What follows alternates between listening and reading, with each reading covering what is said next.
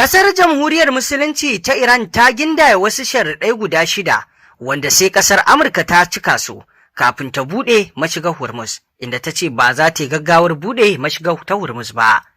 Haka zalika a cikin rahoton za ku ji cewa mayakan Houthis sun kai wani babban hari kan matatan man fetirin ƙasar Saudi Arabia.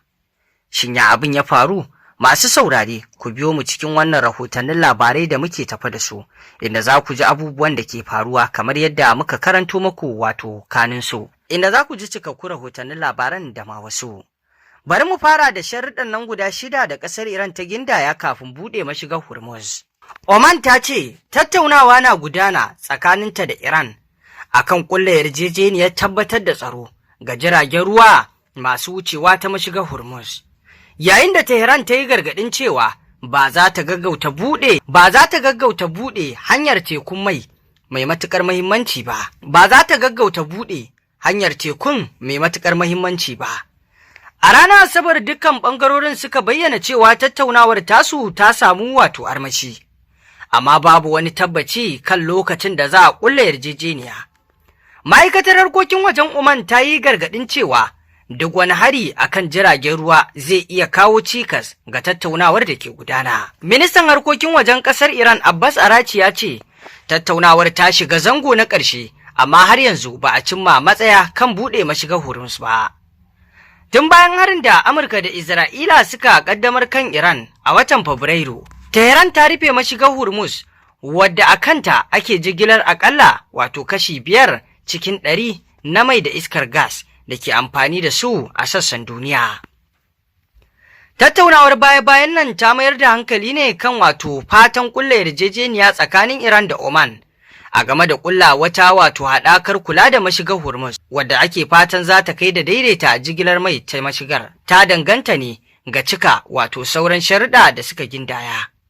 Ya ce sharuɗan sun haɗa da tilastawa Amurka biyan Iran diyyar ɓarnar da ta yi, musamman bayan yarjejeniyar zaman lafiya da suka kulla a watan Yuni.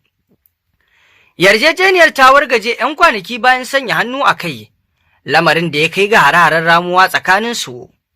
A wata sanarwa ta daban, babban jami'in tsaro na Iran Muhammad Bagir Zulkadir ya shaida wa manema labarai cewa ba za su buɗe mashigar Hormuz ba har sai Amurka ta gyara kurakuran da ta tafkawa ƙasar Iran. Ya ce suna buƙatar Amurka ta cika sharuɗa 6 da suka haɗa da dakatar da sabuwar barazana ga Iran, da janye dakarunta daga tekun Iran, da kuma sakin kadarorin Tehran da ta riƙe. Mayakan Houthi masu samun goyon bayan Iran kuma sun toshe wata mashigar da take kan tekun Maliya na Saudi tun daga ranar 20 ga watan Yuli.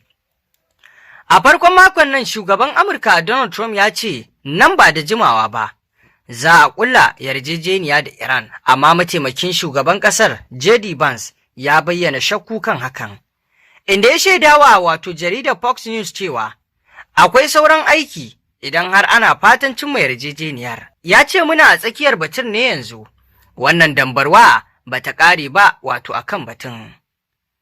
Vance ya ƙara da cewa muna fuskantar batutuwa da dama ne, daga diflomasiya zuwa tattalin arziki da ayyukan soji da kuma ƙoƙarin aiwatar da abin da Amurka ke so. Ya kuma yi kirarin cewa yankin Gulf zai samar da yawan man da ya saba samarwa duniya kafin harin ranar 28 ga watan Fabrairu da Amurka ta ƙaddamar kan Iran. Wani abu da ake jayayya da shi a kan shi tsakanin Tehran da Washington dai shine barazanar da Iran ke ci gaba da yi na cewa za ta ƙaƙaba haraji kan duk kayan da ake wucewa da su ta mashigar Hormuz.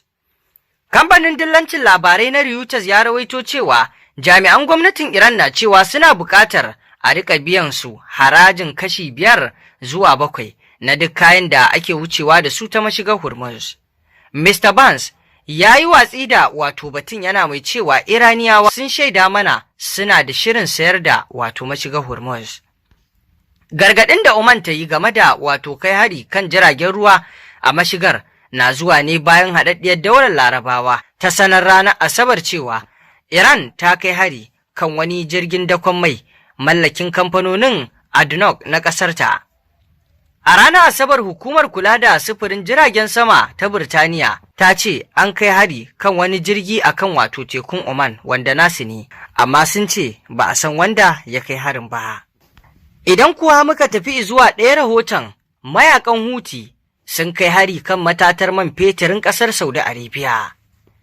Mayakan Houthi na Yemen sun ce sun kai harin jirgin sama mara matuƙi kan wata matatar man fetur ta Saudi Arabia da ke gabar Bahar Maliya. Kakakin rundunar sojin ƙungiyar Yahaya Sari ya ce harin da aka kai kan matatar man fetur ɗin ta Aramco da ke Jazan martani ne kan kutsen da Saudiya ke yi a arewa maso yammacin Yemen. Ma'aikatar makamashin Saudi Arabia ta ce jami'an kashe gobara sun yi nasarar kashe gobarar da ta tashi a wurin.